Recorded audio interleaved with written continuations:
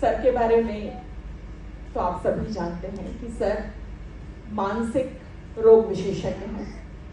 मैं अपनी समस्या या यहाँ पर जो बैठे हुए नवदंपति हैं उनकी तरफ से समस्याओं को एक तार में बांधना चाहूँगी। सर, सब अच्छा चल रहा था, खुशियाँ थी, त्योहार थे, रिश्ते थे, बंधन भी खूबसूरत लगते थे। अचानक यूं लगने लगा है कि जैसे कुछ दरकने लगा है। क्या खुशियाँ रूठ गई हैं? क्या किसी की नजर लगी है?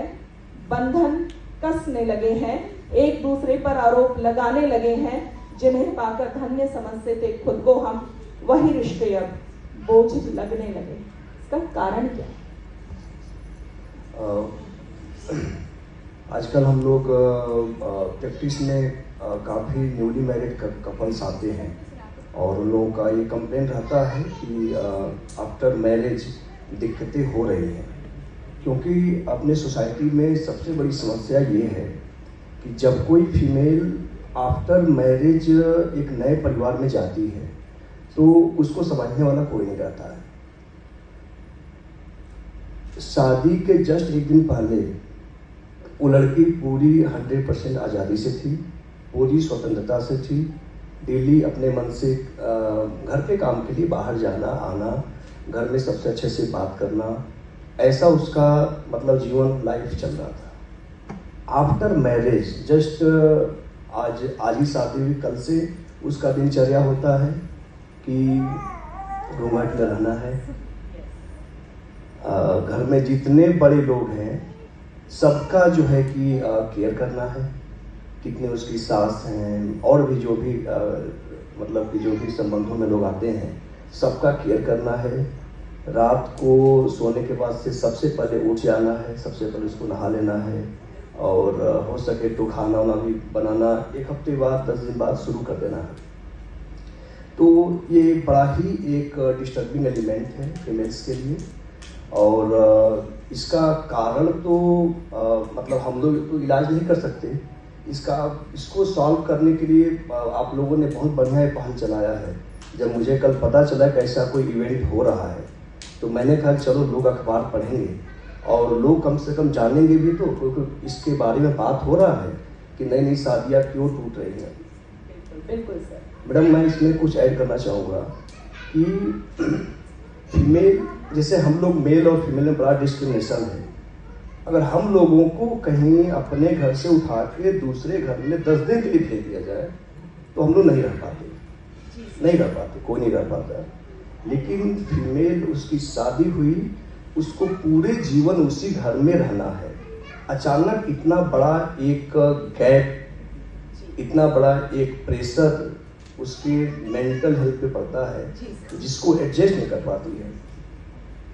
हम लोग देखते हैं कि अगर डेली मैं 50 पेशेंट देखता हूँ तो कम से कम 2 पेशेंट, मतलब 4 to 5% न्यूली मैरिड कपल किसी न किसी प्रकार के मेंटल हेल्थ इशू से गुजर रहे हैं।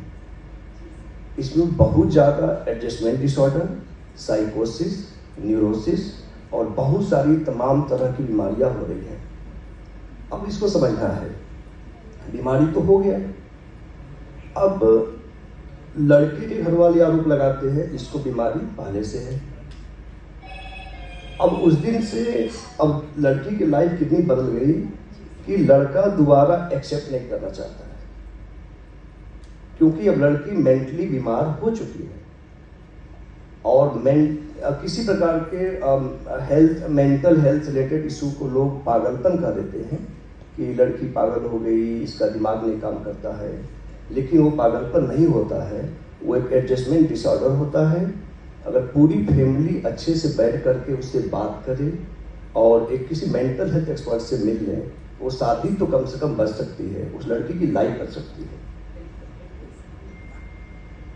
अब सर जो ये समस्याएं आने लगी हैं, एक सोशल मीडिया, अखबार, ये नीले ड्रम वाला किस्सा, गुवाहाटी वाला केस, तो जो युवाओं में शादी को लेकर तनाव है, क्योंकि मीम्स भी बन रहे हैं, लोगों ने इसे हंसी मजाक भी लिया या किसी मुश्किल को हमने दूसरे तरह से हम सॉल्व करने की कोशिश कर रहे हैं।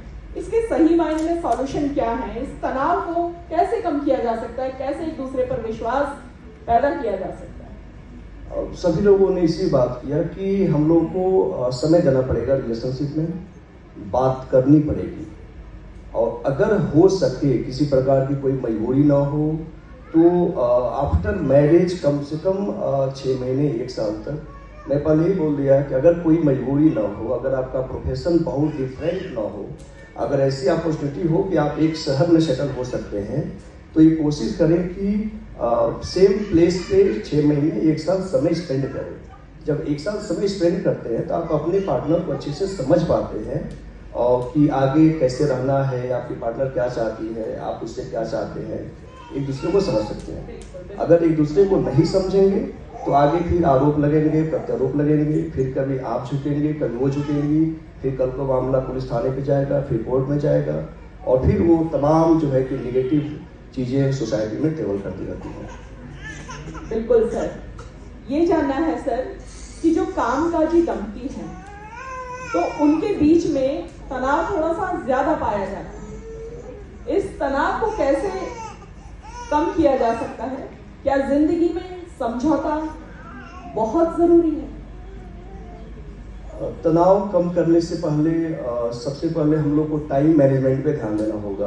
अगर दोनों लोग वर्किंग हैं तो दोनों को टाइम मैनेजमेंट करना होगा, टाइम से सारे काम को पूरे करने होंगे। कोशिश करें कि ऑफिस का वर्क ऑफिस में कंप्लीट हो जाए, घर पे आने पे फैमिली को ही समय दें, फिर अब वहाँ पे ऑफिस वाली चीज़ें इन्वॉल्व ना हो।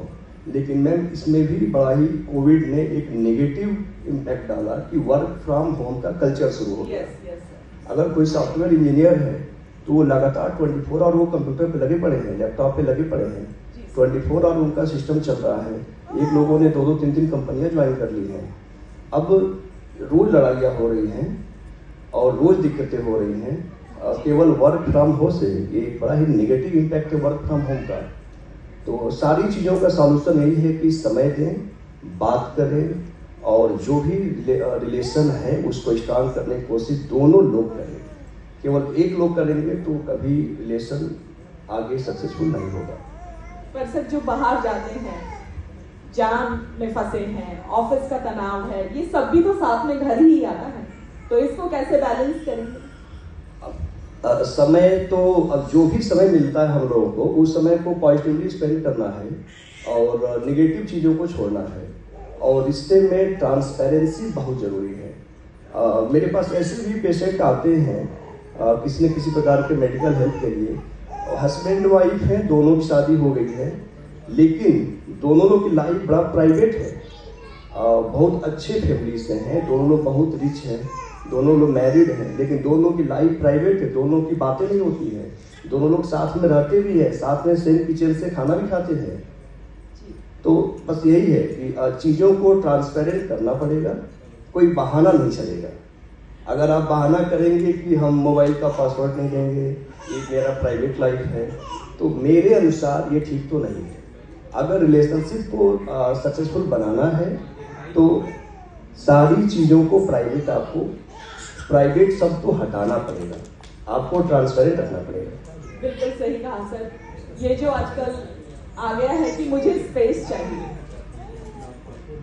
तो शादी दो कहते हैं कि आत्माओं का मिलन है, तो हम वहां पर जब जो स्पेस है जब वो मांगते हैं तो चीजें बिगड़ने ही लगती हैं।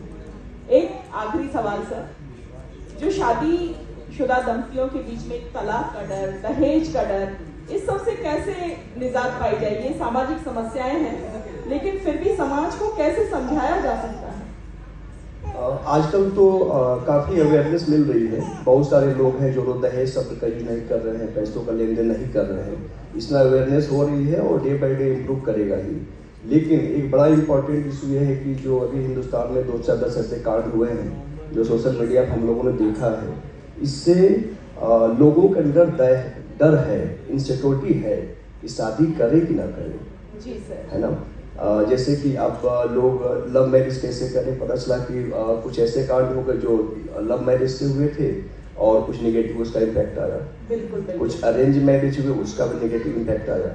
ये कह पाना बड़ा मुश्किल है कि लव मैरिज हो या अरेंज मैरिज हो, कौन सक्सेसफुल होगा, ये कह पाना बड़ा मुश्किल है।